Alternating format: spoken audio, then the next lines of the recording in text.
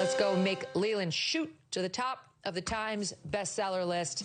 Get it right now. Born Lucky. Wow, what a beautiful story. I mean, it's on it. Everyone's gonna have to read it because it's hard to capture the just pure parental dedication that they have for you. Leland, I have to say, this is such a beautiful gift that you're giving to so many families and kids out there struggling with what to do for their child to help them live the best life they can. This book gives hope to millions of American parents in the same situation.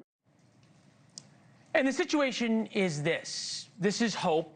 Born Lucky is hope for every parent in America who has a kid struggling right now or a grandkid struggling right now.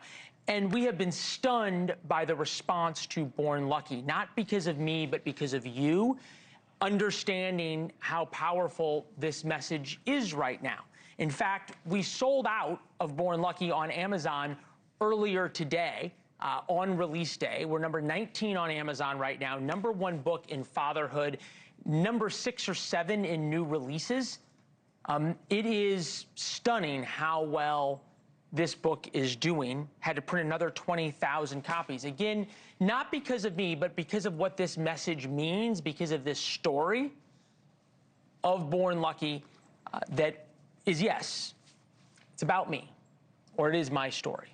It is for all of you. With us now, Jillian Michaels, host of the podcast Keeping It Real, independent journalist Jessica Reed Kraus, Instagram and Substack as House in Habit. All right, good to see both of you.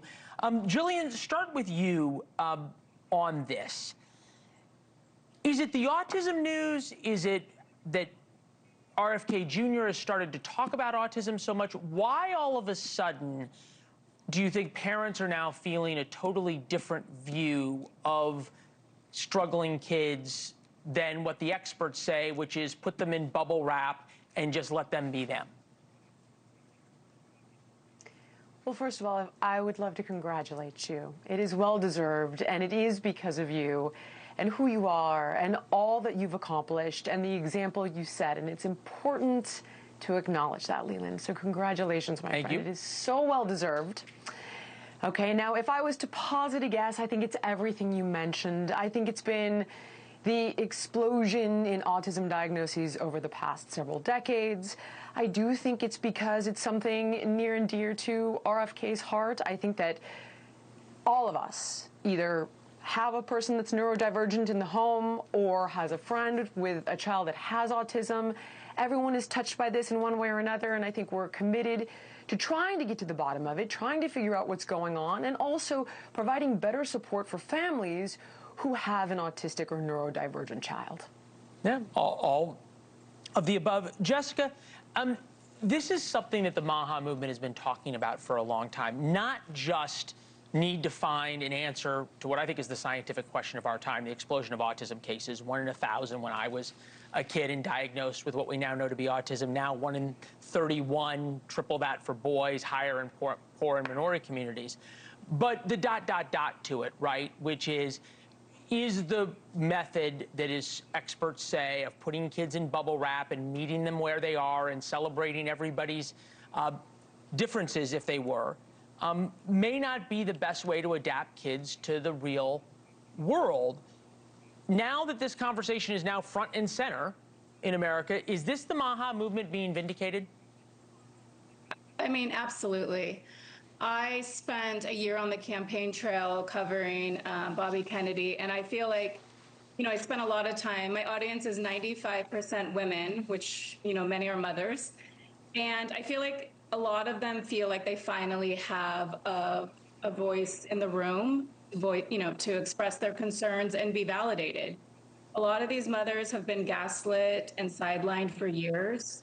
And finally, we have an administration who is willing to not only, you know, examine the science and all of these things, the research they're doing, but just open up the conversation. Like, I mean, I can't wait to read your book. I think it's very exciting because that's the approach I think we're all moving towards. My kids go to a school where they are, it's, you know, immersive. So they are in class with autistic children, and it's been the best experience for both sides. And can see that. You know, Jessica, I think there's a different question here, and I think it's an important one because I've been asked it, and I don't necessarily have a good answer because I'm a journalist, not sort of an advocate, I guess you could say.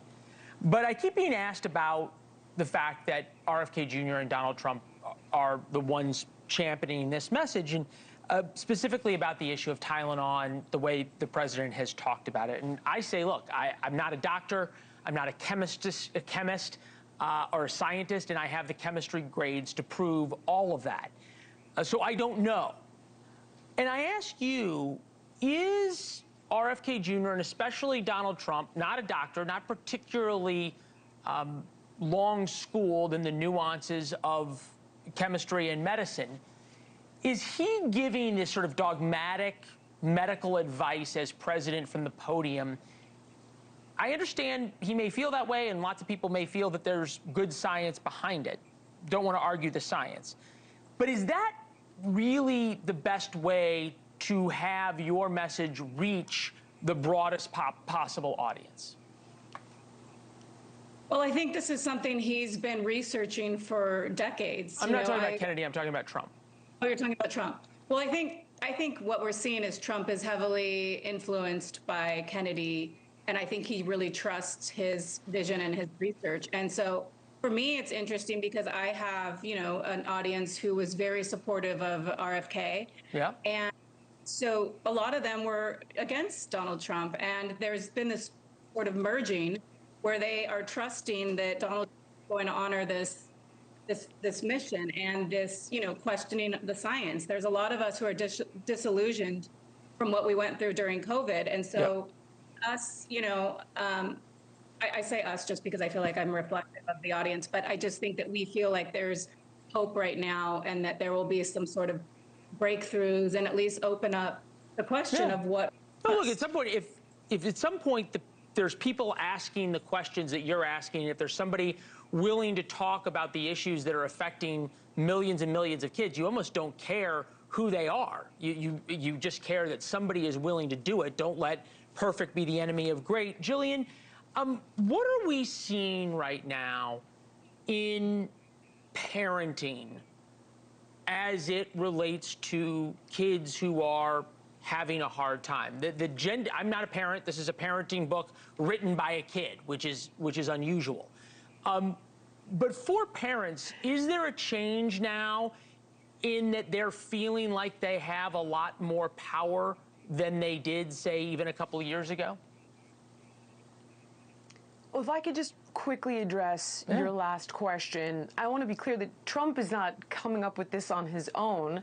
That's Marty true. McCary, who is an MD, very highly educated, runs the FDA, Dr. Jay Bhattacharya, there is a team of incredible doctors who are looking at this stuff under the umbrella of Trump's administration. No, that's all fair. But Jillian, look, I gotta be fair about this, okay? When you and I have sat down with Jay Bhattacharya and sat down with Marty McCary and interviewed them, what they say about Tylenol, okay, is very different than what the president says, okay? It's a lot more nuanced than the president's statements from the podium. And there's an issue here, right, for mothers, right? If all of a sudden you have the president of the United States saying, do not take Tylenol, and a mother feels like she has to take Tylenol because her doctor tells her to, there's a position where you put women in the situation of like, did I cause my kid autism because I took 2 Tylenol? And the science doesn't say that. And the president sort of leads you to believe that. So what McCary and Bhattacharya say is very different than what Trump says. I don't think it's very different, Leland. I mean, they're very emphatic about the fact that there are 27 studies that are pretty solid that show a correlation. And it's not about demonizing moms, but it is about giving parents the information. And it's not just those 27 studies. It's friggin' Harvard and Johns Hopkins and Columbia. Like, this isn't new news. I don't want people to think that Trump is making this stuff up on the podium now. He should have said, I know you didn't, but many people feel that way. And what he should have said is talk to your doctor, because we also know that a very high fever is exceptionally dangerous for a mom. And so having the information is key, and utilizing that information to be proactive in a conversation with your doctor is important. I just don't think Trump is ill-intentioned here in any way. And if moms did hear it that way, then that's exceptionally unfortunate. And I would like to reiterate, obviously, none of this is your fault. And one would hope that getting to the bottom of this helps future parents. And moms right now, dads right now need support, right? And everyone feels that way. How are they parenting now? I don't have a child that has autism, so I can't speak to it. I do have friends, as you know, that have autistic kids.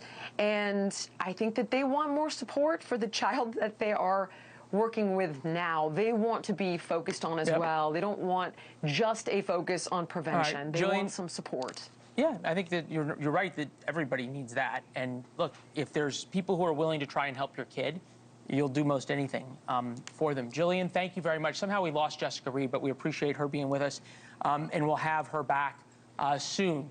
Born Lucky, still available on Amazon. We'd be honored if you come on the journey with us. We will say, though, it's starting to sell out again on Amazon, so get your copy while you can, and there's about 20,000 more books coming your way, or at least Amazon's way. Thank you for watching. Subscribe below and download our NewsNation app right now on your phone, and you will get fact-based, unbiased news for all Americans.